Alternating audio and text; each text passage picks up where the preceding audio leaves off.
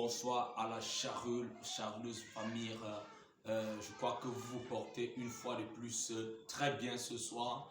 Alors, je viens ce soir pour répondre à quelques questions, sinon une question qui m'a été posée.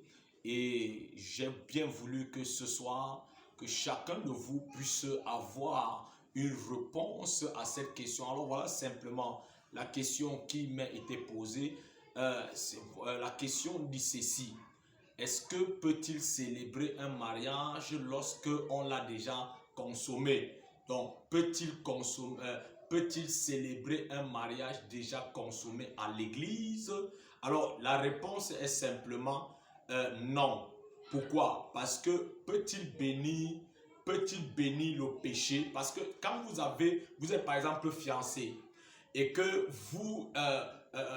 vous avez connu déjà l'homme ou quand vous avez connu cette fille, cela ne doit plus être béni à l'église. Pourquoi? Parce que lorsque vous êtes par exemple fiancé et que vous vous retrouvez à vous connaître ou encore à vous découvrir déjà pendant que vous êtes dans vos moments de fiançailles, déjà c'est pas bon. Pourquoi? Parce que même déjà, si même on arrivait jusque là, déjà j'ai dit aux jeunes sœurs et aux frères qui certainement se marieront et qui sont ensemble aujourd'hui, lorsqu'on met le voile sur une fille, c'est pour dire qu'elles ne se sont jamais connues et ce voile-là est en train de voiler ce qu'elle n'est pas, c'est-à-dire ce qu'on n'a pas connu.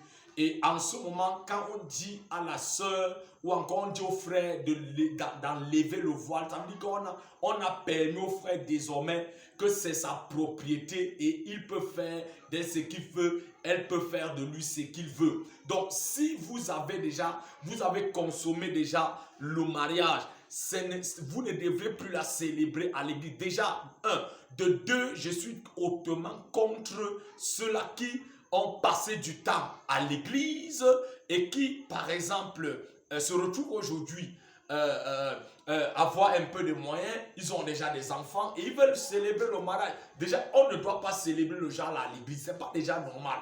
Que vous êtes déjà enfant de Dieu, déjà on peut dire ceci: si vous êtes marié et que vous n'étiez pas dans la foi et que vous vous retrouvez dans la foi, vous deviez juste aller signer votre acte de mariage et on s'arrête à ce niveau.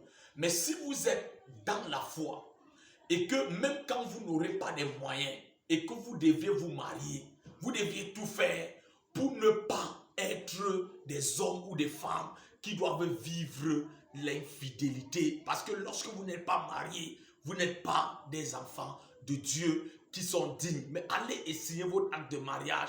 S'il faut prier, pouvons prier pour vous, mais on ne vous bénit plus. Vous ne célébrez plus ce mariage. J'ose croire que j'ai répondu en ce soir. Que le Seigneur vous bénisse certainement. Je nous reviendrai. Que le Seigneur vous bénisse abondamment.